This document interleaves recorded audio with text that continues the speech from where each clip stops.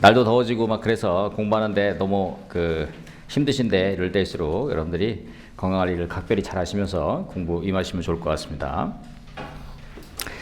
자, 오늘 1번 문제는 사업인정과 사업인정 고시 법적 성질, 그 다음에 우리 36회 시험에도 나왔죠. 34회 시험에서 나왔습니다. 하자 승계 쟁점, 여기에 이제 시험에 출제가 돼서 이 문제 한번 잘 풀어볼 수 있도록 하고요. 문제 2번에서 무효와 취소 구별 요거 할 때 편집 과정에서 요 내용이 좀 빠졌어요. 요거는 제가 자료로 단톡방이랑 다음 주 자료에 다시 한번 할게요. 문제 또 새로 만들다 보니까 이 학원 편집상에 오류가 있어서 요거는 다음에 제가 보강을 해서 보완을 해서 자료를 올려드리도록 하겠습니다. 사업인정의 요건 4가지. 이번에 1번 문제에서 36개 1번 문제에서 사업인정에 대한 요건 판단하는 이런 부분, 단순하게 이제 무효와 취소, 이 부분은 예전에 7회 시험, 6회 7회 시험 때 무효인 재결과 취소할 수 있는 재결을 설명하시오. 그렇죠? 40점, 50점. 예전에는 이제 그렇게 예전에 출제가 된 바 있는데, 요새는 이제 그렇게 문제는 출제되지 않는데, 여러분들이 이제 그런 부분들에 대해서 한번 인지를 하고 있으시면 할 때 도움이 많이 될 것 같습니다. 자, 그 다음에 이제 3번 문제 경우에는요, 여기 이제 실제로는 출제가 잘 안 됐어요. 지금 한 36회까지 됐었는데, 지금까지 한 번도 출제는 되지 않았는데, 요 제도가 들어오는 것은 2003년 1월 1일 통합이 되면서 그때 처음 들어왔습니다. 2003년도에 처음 들어왔는데, 이 공익사업 준비에서 9조부터 제 13조까지 처음 들어와 있는데, 이 공익사업의 준비 관련된 내용, 타인 토지 출입과 장애물 제거 관련된 부분하고요. 자, 이 속에서 이제 권리구제 관련된 이런 내용까지 해서 3개 쟁점을 한번 살펴보도록 하겠습니다. 제가 여기 상단에 있는 것처럼 최근에 이제 출제 경향이 행정법 관련된 내용은 아주 기본적인 거 위주로 출제가 되고요.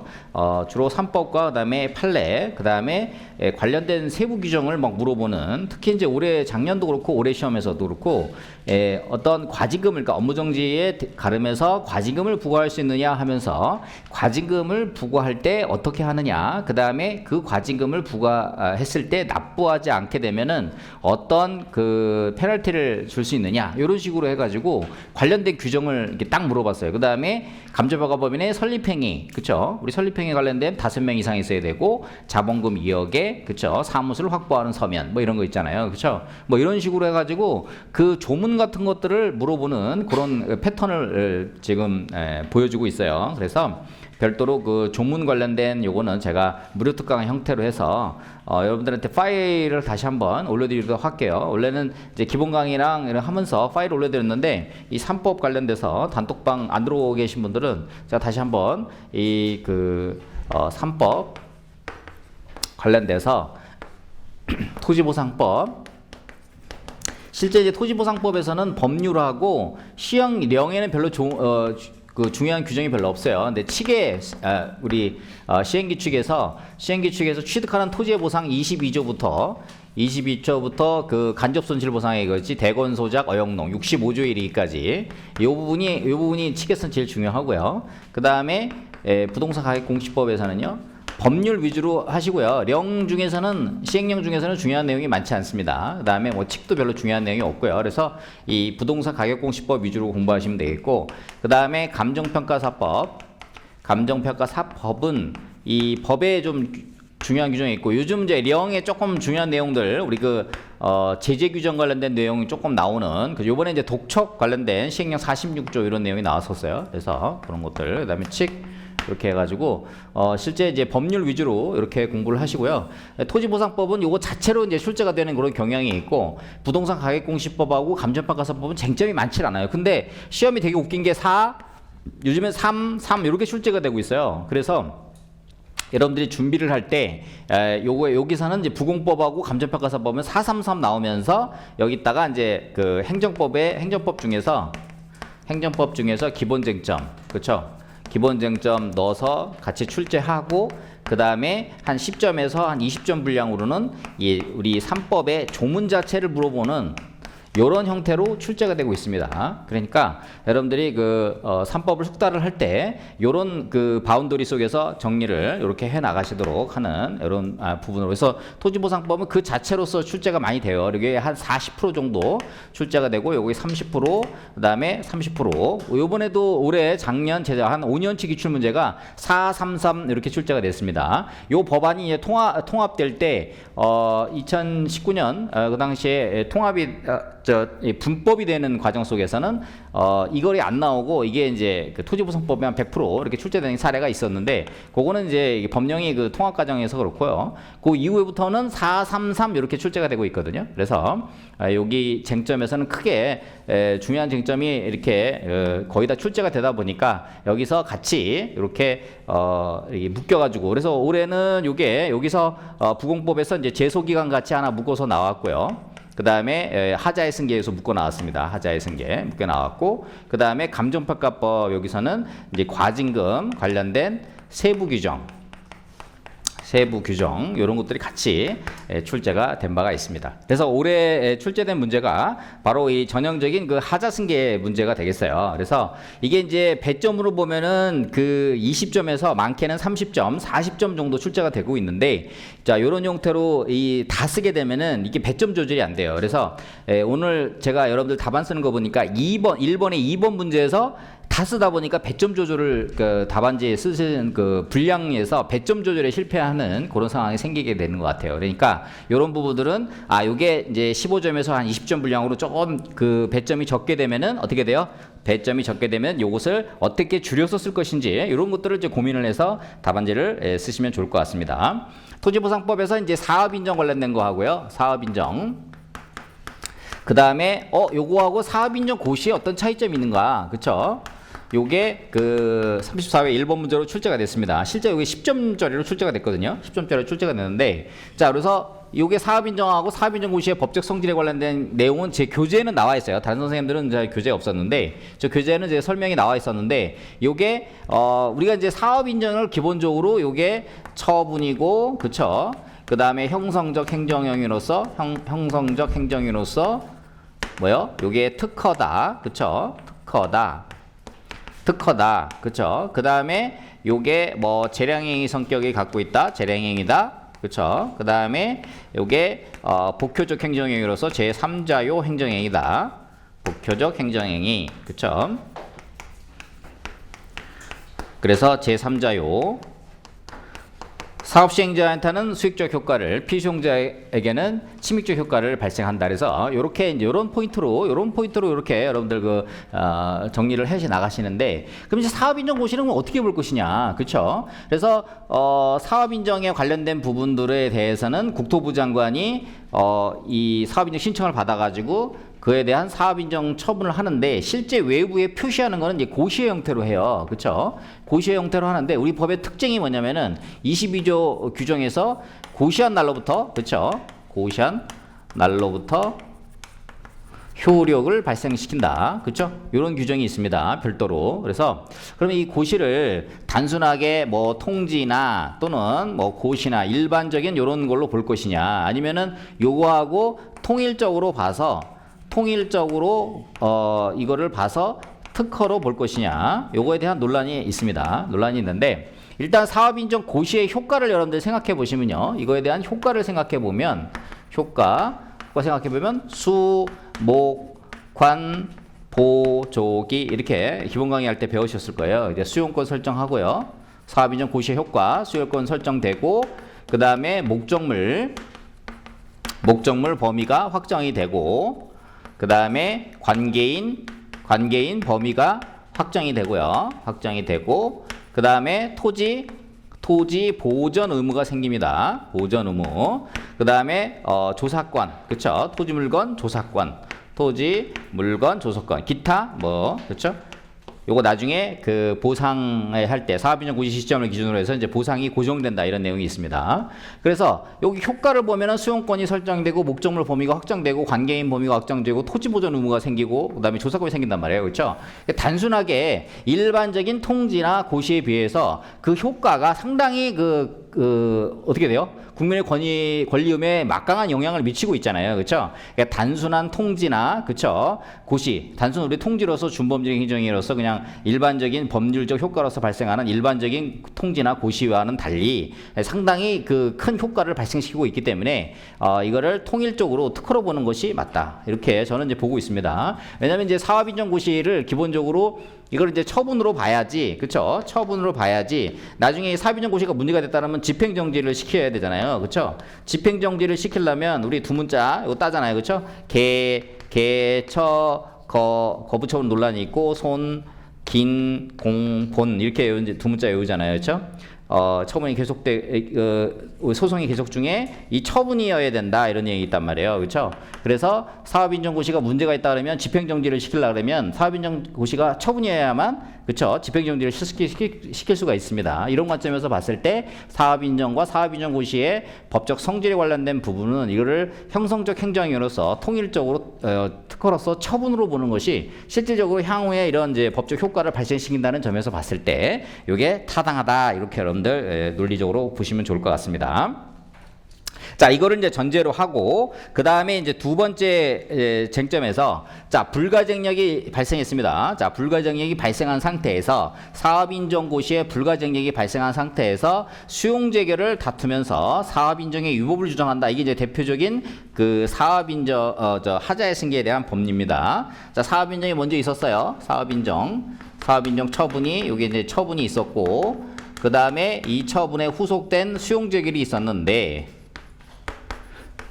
자, 사업인정에 요게 불가증력이 발생했습니다. 그렇죠? 요게 이제 단순 취소 사유. 무효인 경우는 요게 바로 사업인정이 무효인 경우는 수용재결도 무효입니다. 그래서 이제 단순 취소 사유를 전제해서 자, 수용재결을 다투면서 어떻게 돼요? 사업인정의 유법을 주장하는 요게 이제 전형적인 그 하자의 승계 법리인데 그러면 요 하자의 승계 법리를 논의하려면 요 관련 행정작용의 법적 성질 행정작용의 법적 성질을 논의를 해줘야 되겠죠? 논리적으로. 근데 이 앞부분에서 우리가 사업인정 관련된 내용은 논의를 했으니까 그 뒷부분에다가는 이제 수용재결 관련된 논의를 하면서 논리를 끌고 가면 되겠습니다. 그래서 올해 시험에서 여러분들이 그 실제 2차 시험 보면서 많이 틀리신 게 뭐가 틀렸냐면은 이게 2007도 2384가 재밌는 판례인데 이게 2007도 13845가 이게 실질적으로 이게 보증소였어요. 보증소. 자, 보증소 사건에서 이게 뭐였냐면은 그 비교표준지 결정의 위법이 비교표준지 결정의 위법이 요 수용재결에 하자가 승계되느냐 이런 논의였거든요. 그래서 수용재결을 다투면서 비교표준지 결정의 위법을 다투는 그런 상황이었는데 요게 그 패턴이 보증소여다 보니까 수험생 입장에서 보면 2007도 2384 이게 보증소인데 이게 하자 승계에 관련된 논의로 문제가 나온 거예요. 그래서 이게 잠깐 문제를 정확하게 안 읽으면 이 그냥 보증서로 막 쓰다가 실제로 공부 열심히 했는데 진짜 올해 붙을 수 있는 정도의 수험생인데 이거를 보증서 판례다 보니까 이거 하자승계로 물어봤는데 이게 보증서를 쓰다가 물음을 보니까 이게 수용재결을 다투면서 비교표준지 결정의 위법을 주장할 수 있느냐 이렇게 물어본 거야. 그러니까 보증서를 물어보지 않고. 그러니까 여러분들이 문제를 굉장히 잘 읽어야 되는 거예요. 그쵸? 안 그러면은, 2007도 2384, 이게 비교표준지 결정의 위법이 수용재 하자게 된다라고 하면서 실질적으로 이게 보증서 플러스 하자 승계를 논의한 판례였단 말이에요. 그쵸? 아마 사업 인정하고 수용재결을 냈으면 대다수의 수험생들은 다 하자 승계로 해가지고 썼을 거예요. 그쵸? 쉽게 문제를 맞췄을 건데, 요렇게 문제를 내면은 틀릴 수도 있단 말이야. 그쵸? 공부 잘하는 사람도 틀렸어요. 그쵸? 막 쓰다가 10점 막 한 페이지 두 페이지를 딱 나가다가 딱 보니까 이거 하자승계 문제네. 그렇죠? 보증서 막 쓰다가 그죠? 그러니까 여기서 이 보증서를 물어보면 어떻게 물어보냐면 보증서는 이 보상 금액이 적다는 이유로 해서 이를 다투는 소의 형태가 뭐냐 이런 형식으로 그렇죠? 보상금을 증감시킬 수 있느냐 증액시킬 수 있느냐 이런 식으로 물어봐요. 보증서로 물어보면 그렇죠? 그래서 요 판례를 다룰 때는 여러분들이 조심해야 된다. 이게 보증서 판례인데 실제로 하자승계 논의를 했습니다. 그렇죠? 왜냐하면 보증서는 어떻게 돼요? 재결이라는 처분을 다투지만 법률관계 일방 당사자를 상대로 해서 소를 제기하기 때문에 이게 뭐예요?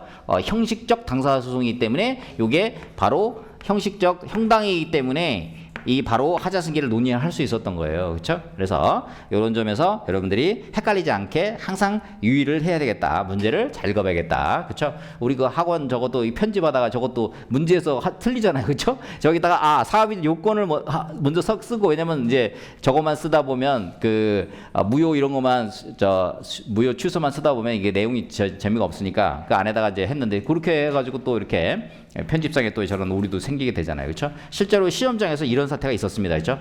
그래서 저도 되게 많이 올해 2차 시험 보면 이제 보던 여러 수험생들이 전화도 많이 왔는데 되게 슬프더라고요. 이게. 그렇죠? 시험장에서 아차 싶어 가지고 요걸 다투면서 그렇죠? 선행의 위법을 주장하는 거. 그죠? 근데 이게 그냥 보증서다 보니까 그냥 그 뭐예요? 보증서 그냥 바르다가 나중에 알고 봤더니 이게 하자승계 논의였다. 그렇죠?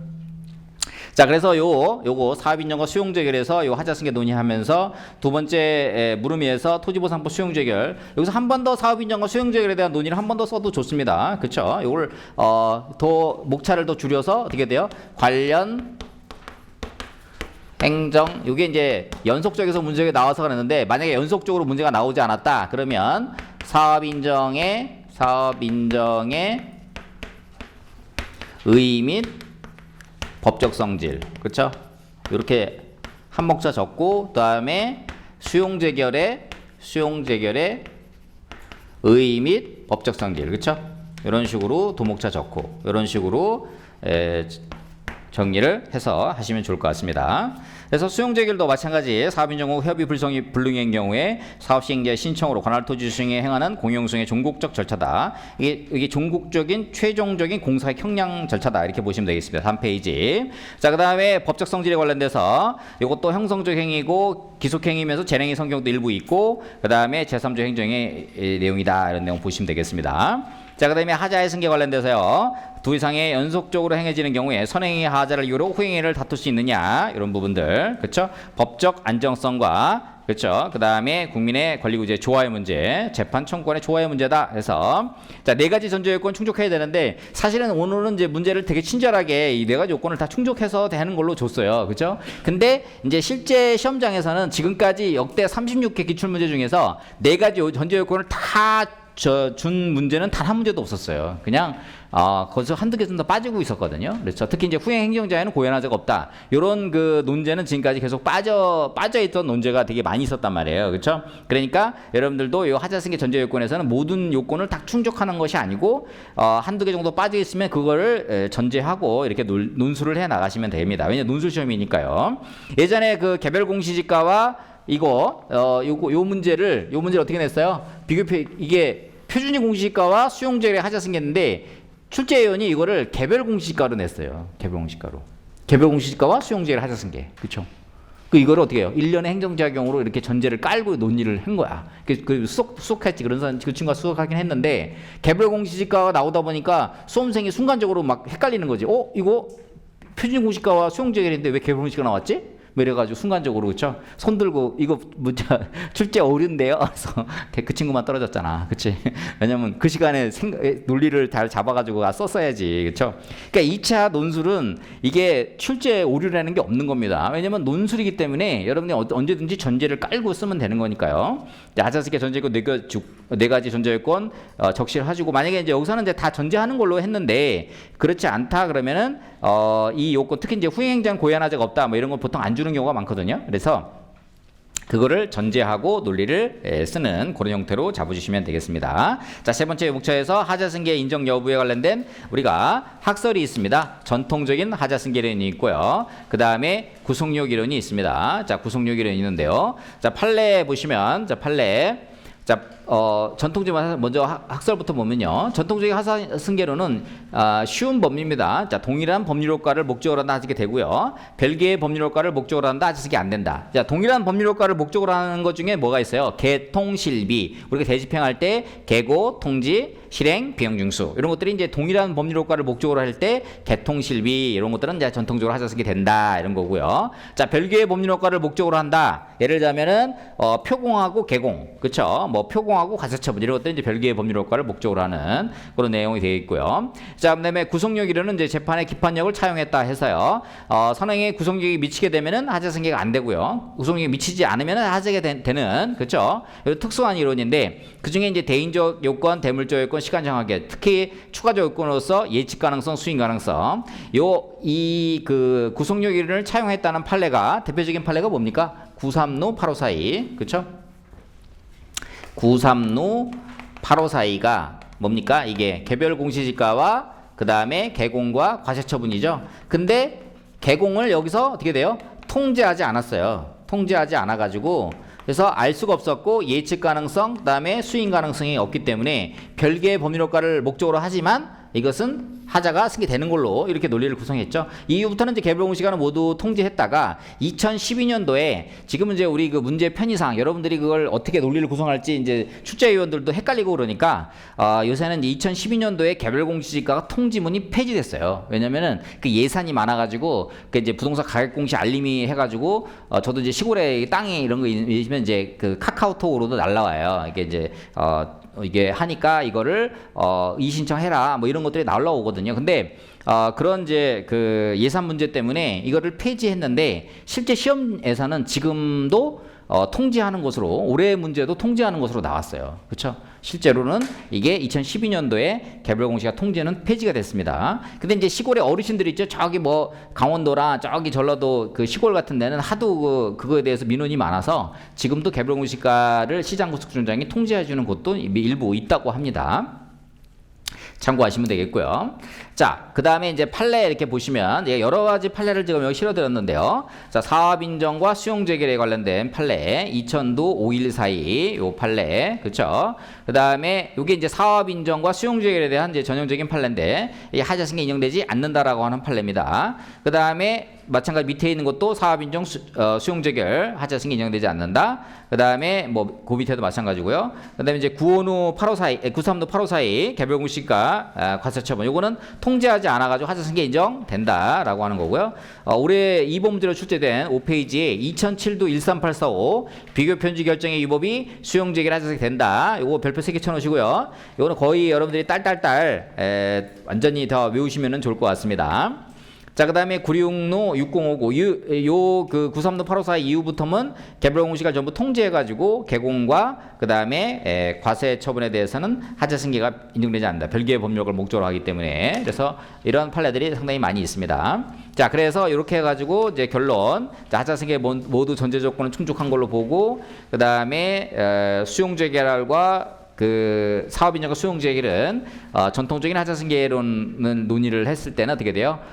결국은 별개의 법률 효과를 목적으로 하는 측면에서 봤을 때도 하자승계가 인정되기는 좀 어렵겠다 이런 논리를 쓰시면 되겠습니다. 근데 이제 6페이지 밑에 이거 특이한 판례인데요. 사업인정 무효, 수용재결 무효 이런 그 특이한 판례입니다. 이거는 이제 제주도 예래형 주거단지에서 유원지로 만든 이런 내용이었는데 이 유원지로 만들었던 요 그 판례 요 내용이 결국은 이 콘도로 만들었어요. 그래가지고 이게 예래형 주거단지를 유원지로 하면은 개방성하고 대중성이 있어야 되는데 이거를 콘도로 만들어가지고 사업인정 자체를 실시계획인가 고시 자체를 무효로 판시를 했습니다. 그래서 결국은 이에 따른 이제 수용재결도 무효가 됐고 결국은 사업 전체가 백지화되는 그런 아주 특이한 판례 내용이 있죠. 요 판례가 하나 있다는 거 한번 여러분들 알아두시면 되겠습니다. 자, 7페이지 관련돼서요.